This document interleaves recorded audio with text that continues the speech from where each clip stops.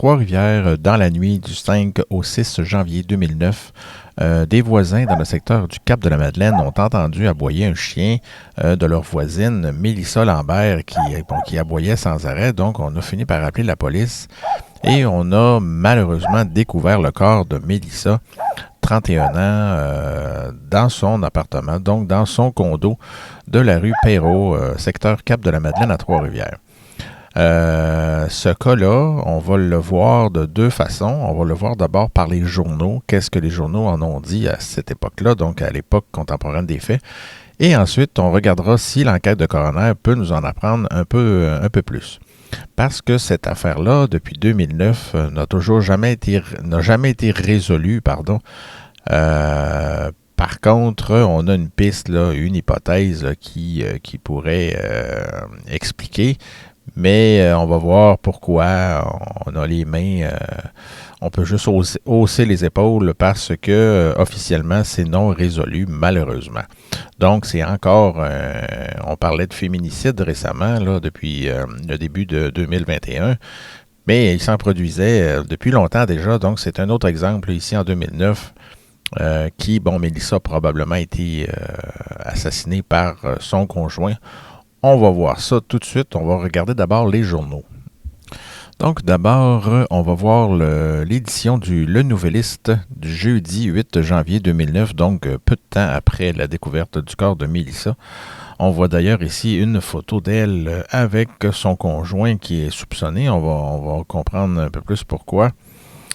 La jeune femme a été atteinte de 2 coups de feu à la tête. Bon, ça, c'est le premier paragraphe là, qu'on découvre. C'est la nouvelle qui tombait ce jour-là. Donc, on ne donne pas de précision sur les calibres et tout ça, mais on avait reçu des nouvelles du laboratoire de sciences judiciaires de médecine légale de Montréal. Donc, ce qu'on appelait anciennement l'Institut médico-légal, on va comprendre que c'est la même chose. Ça avait été fondé en 1914 par Wilfrid de Rome. Par ailleurs, les policiers, donc, hormis cette nouvelle-là, donc, elle est décédée de 2 projectiles d'armes à feu. Donc, on comprend maintenant la méthode qui a été utilisée pour l'assassiner. Guy Dupont, son conjoint de 39 ans, lui, il n'avait toujours pas été retrouvé. Ici, on peut voir que, on avait retrouvé une voiture qu'on croyait, lui, appartenir en arrière des Galeries du Cap, donc sur la rue Barkoff, au Cap de la Madeleine. Bon, ici, dans cette section-là, je vais passer un petit peu plus rapidement parce que ça ne concerne pas vraiment les faits du crime, mais on relate là que la mort de Mélissa, évidemment, a secoué ses proches. On parle ici de certains de ses amis parce qu'elle avait étudié, donc elle avait laissé certains souvenirs à l'école Calitech. De Trois-Rivières également. Donc, on fait parler ici certains de ses amis. Bon, ici, entre autres, on la décrit comme une grande sportive, joyeuse, souriante, comme on voit d'ailleurs sur les photos. Voilà, c'est ça. Elle a une blessure au genou en 91. Bref, là, c'est pas le genre de fait qui nous intéresse ici. Par contre, on parle déjà des antécédents de son conjoint. Ça, ici, c'est ici qu'elle habitait, là, sur la rue Perrault, secteur Cap-de-la-Madeleine. Son conjoint, par contre, de 39 ans, avait déjà des antécédents. Entre autres, en 2004, il avait été condamné à payer une amende de 900 $ pour une conduite en facultés affaiblies.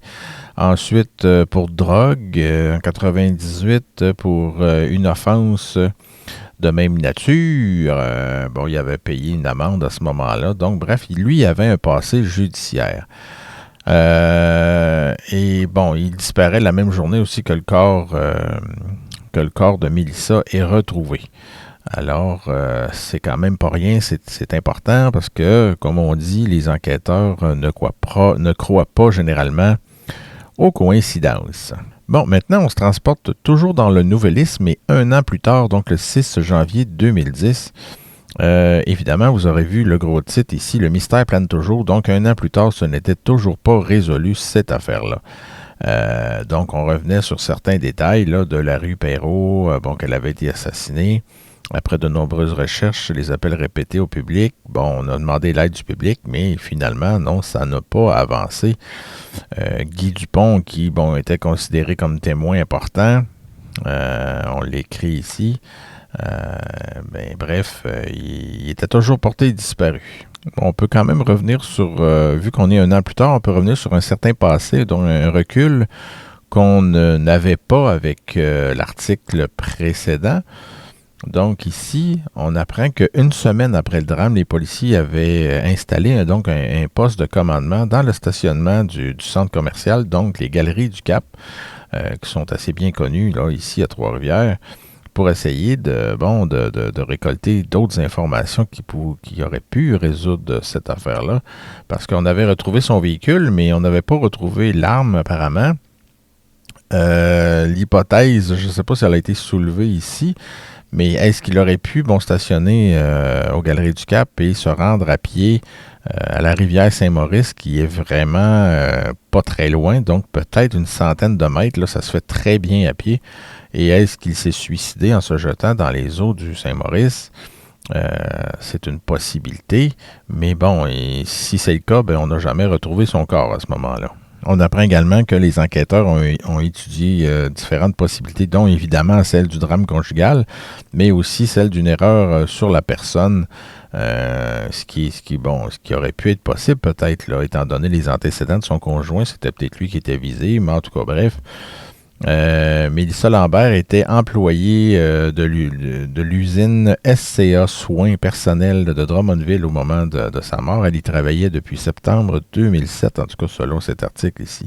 Et on précisait que, la Sûreté du Québec était toujours... le dossier était toujours actif, donc on recherchait toujours Guy Dupont, que l'on voit ici. Donc évidemment, s'il ne s'est pas suicidé, et que vous l'avez vu dans votre entourage, contactez les policiers, c'est assez urgent parce que c'est une vieille affaire de 13 ans maintenant, là, donc il serait temps que ça débouche, mais bon, est-ce qu'on a espoir de régler ça après tant d'années? Je ne sais pas, ça ressemble plus à un scénario de drame domestique, d'homicide domestique par un conjoint suicidaire, parce que ce serait une énorme coïncidence qu'il ait survécu à ça et qu'on ne l'ait jamais retrouvé. Donc, bref. Évidemment, sur Internet, vous trouverez aussi cette fiche sur le site de la Sûreté du Québec parce que, et comme vous l'avez vu en haut ici, c'est considéré encore comme un dossier non résolu. Donc, voilà les différents détails. Le 7 juillet, ce qu'on précise ici, ce qu'on apprend, c'est que le 7 juillet 2015, les ossements de Guy Dupont sont retrouvés sur un terrain vacant dans la région de Saint-Cuthbert. L'enquête démontre qu'il ne s'agit pas d'un meurtre suivi d'un suicide. Donc, le mystère de Guy Dupont est résolu d'un côté, mais est-ce que c'est lui vraiment qui a tué sa conjointe ou a-t-on tué sa conjointe et l'a-t-on emmené après dans ce champ-là pour l'exécuter? Je pense que c'est les deux possibilités peut-être encore envisageables là, dans cette affaire-là. Peut-être qu'il y en a d'autres aussi. C'est un peu le dilemme quand on fait face à une affaire non résolue. C'est que, tout est possible ou presque. À part les extraterrestres et les zombies, le restant, tout est possible, je pense.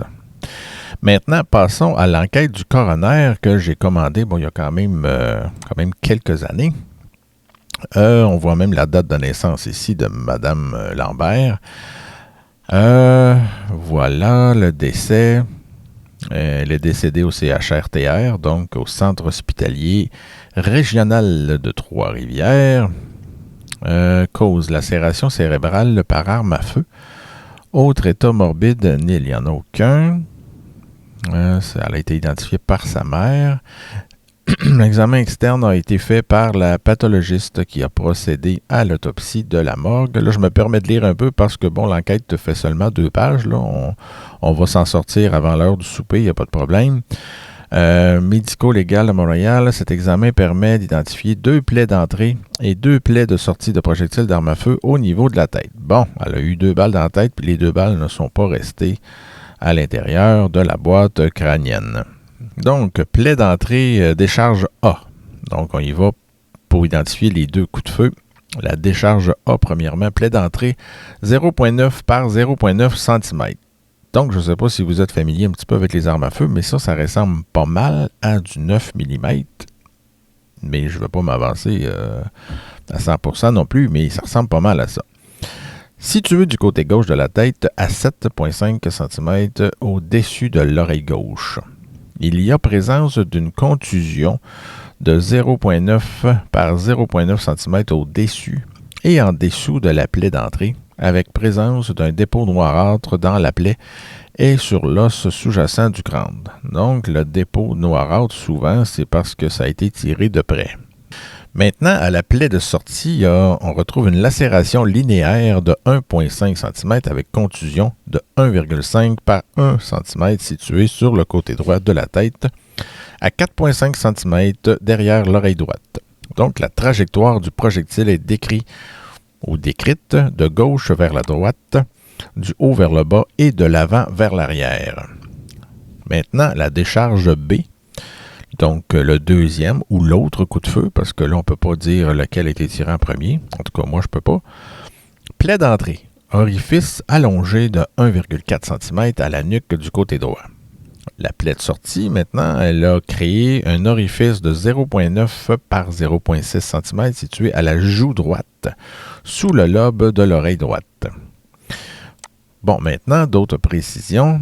Les deux projectiles étaient sortis. La décharge A a entraîné des lésions cérébrales importantes qui étaient mortelles. La décharge B a traversé uniquement des tissus mous et n'était pas mortelle. Donc, ça rejoint vraiment ce que l'article de journal du Le Nouvelliste nous disait au moment des faits, c'est que bon, c'est la première décharge qui a causé le décès. Donc, on comprend pour les complotistes que les journaux ne nous cachent pas toujours des choses. Parfois, ils disent la vérité, hein, c'est bien.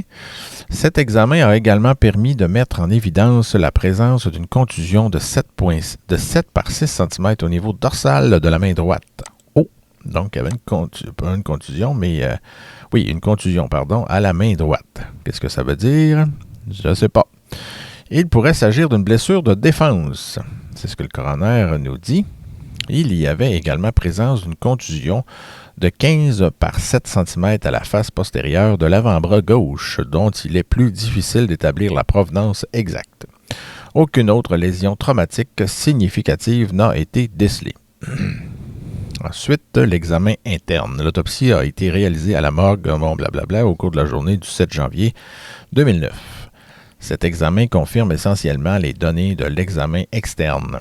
Il permet d'éliminer toute autre lésion interne ou organique ayant pu contribuer au décès. Parce que même si ça peut être évident, des fois, quand un cadavre arrive avec 2 plaies à la tête, il faut quand même que le reste de l'autopsie se fasse, justement pour vérifier s'il n'y a pas d'autres causes de mort possible. Par exemple, un cancer avancé, un empoisonnement, etc. Donc, il faut quand même tout vérifier. Puis ici, on n'a rien trouvé.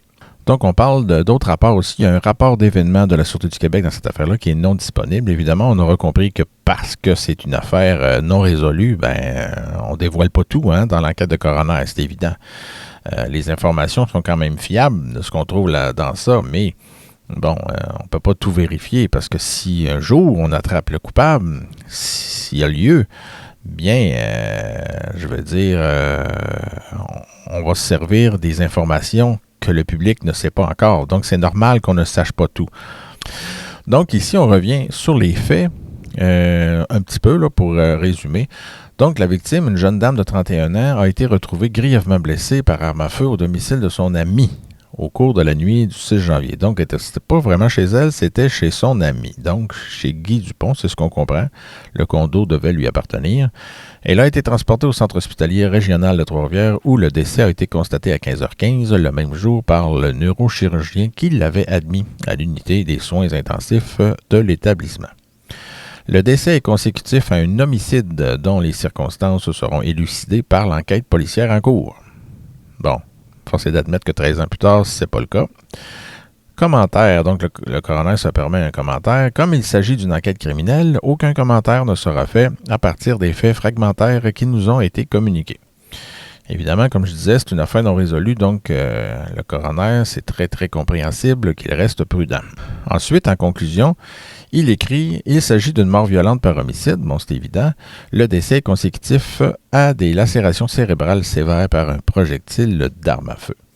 Donc, un petit mot de la fin pour revenir sur ce cas qui nous livre. Chaque cas est particulier, hein, évidemment. Il ne faut pas généraliser et dire, bon, ben, tous les cas non résolus, c'est toute la même chose, c'est toute la même base. Chacun nous apprend un petit quelque chose.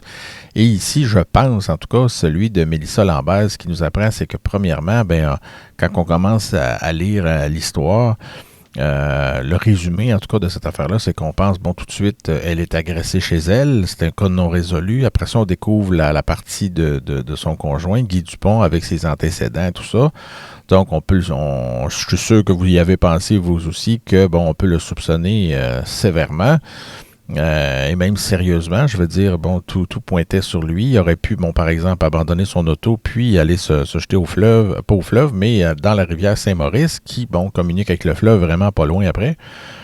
Mais bon, avec ce que la Sûreté du Québec nous dit, avec très peu d'informations, par contre, c'est que, bon, les ossements ont été trouvés, les ossements de Guy Dupont ont été trouvés quelques années après, et eux éliminent, sans nous dire pourquoi, évidemment, là, on comprendra que c'est pas de nos affaires d'aller fouiner dans les enquêtes criminelles, c'est leur job.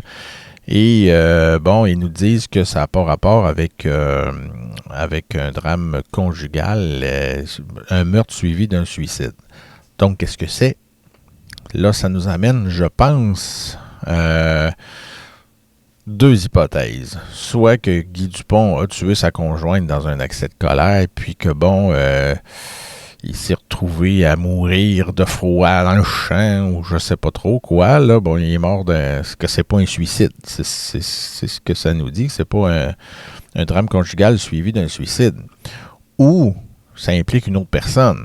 Il y a un tueur qui a peut-être débarqué chez Guy Dupont puis qui a dit qui est peut-être arrivé, bon, il a tué la conjointe et le fait aussi qu'une arme à feu soit impliquée, c'est pas rien parce que les drames conjugales impliquant des armes à feu sont pas si courantes que ça. Ça arrive, là, évidemment. Mais une arme de poing, si c'est un 9 mm, évidemment, je sais pas, il y a des doutes là-dessus. Fait que, est-ce que le tueur est arrivé parce que, je sais pas, mais mettons que Dupont avait une dette, puis là, ben, sa conjointe s'est interposée, il a tiré la conjointe, et ensuite, il est parti avec Guy Dupont pour essayer de le faire parler, de faire un tour en voiture, comme on dit. Ben, c'est peut-être ça. Donc, il y a peut-être... on est peut-être loin de résoudre cette affaire-là. Le tueur court peut-être toujours avec cette hypothèse-là. Donc, c'est le mystère complet, malheureusement. Officiellement, c'est non résolu. Et bon, on a quand même une piste. Mais retrouvera-t-on un jour l'assassin de Mélissa Lambert?